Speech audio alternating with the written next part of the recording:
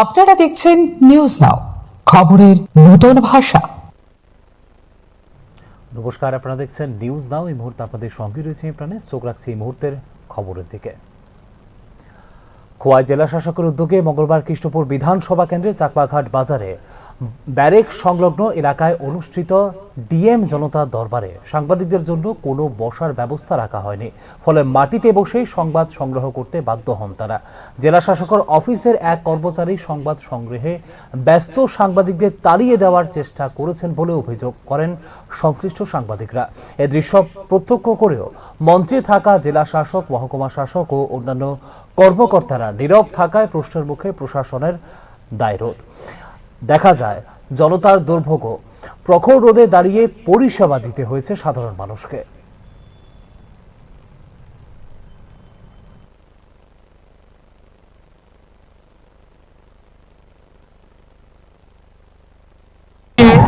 মঙ্গলবার খোয়াই জেলার জেলা শাসক শ্রী রজত পান্ত মহাশয়ের যে ডিএম দরবার যে অনুষ্ঠান, সেই অনুষ্ঠান হচ্ছে খোয়াই জেলার চাকমাঘাট ব্যারেজ প্রাঙ্গণে।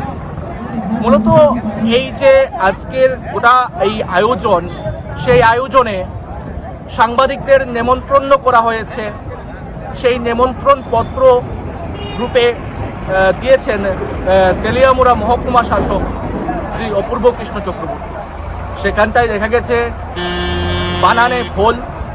যাই হোক, পরবর্তীতে যখন সাংবাদিকরা আজকে এলো এই অনুষ্ঠানে, তখন এসে দেখতে পেল যে সাংবাদিকদের জন্য বসার জায়গা নেই। আজকের এই গোটা আয়োজন, এত লক্ষ লক্ষ টাকা খরচ করে এত বড় আয়োজন করা হয়েছে, কিন্তু সেখানটায় সাংবাদিকদের বসার জায়গা নেই। যদিও দেখা গেছে পরবর্তীতে খোয়াই জেলা শাসকের অফিসের এক কর্মী সাংবাদিকদের বলছে, আপনারা সাইডে যান, আপনারা সাইড এখান থেকে বেরিয়ে যান। এই বিষয়টা আমার মনে হয় আমরা যারা আছি, সংবাদ মাধ্যমে কর্মরত যারা আছি, আমরা এই ঘটনার তীব্র নিন্দা জানাই।